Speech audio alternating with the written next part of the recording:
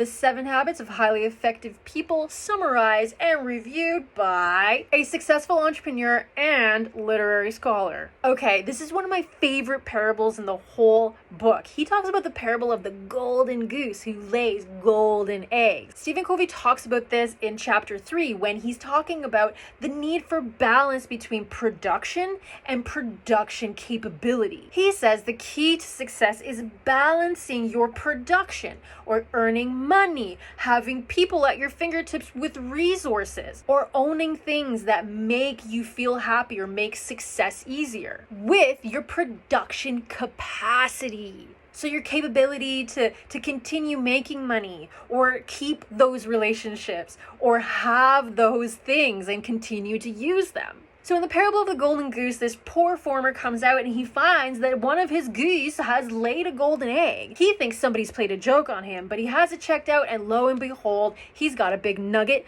of the gold. Is that weird? The next day he comes out, he's got another nug. And days and days and days go by like this, and he gets used to it. He gets used to having all this money. He starts getting greedy, and he stops wanting to wait for that golden goose to lay those nugs for him. So what does he do, guys? He cuts the goose open, and guess what he finds?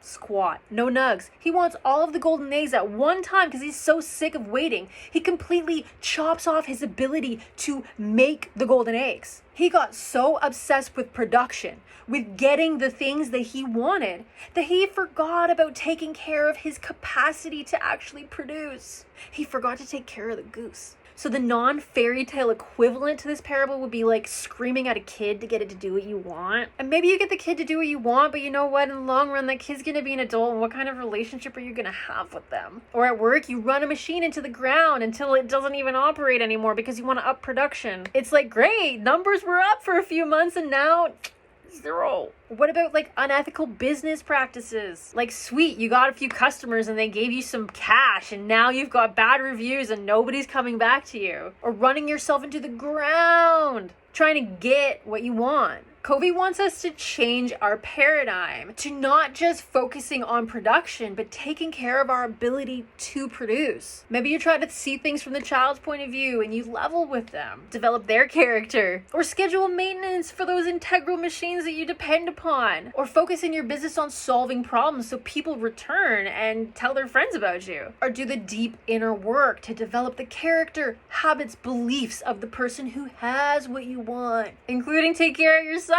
And that's exactly what we're talking about in this book, so follow for more.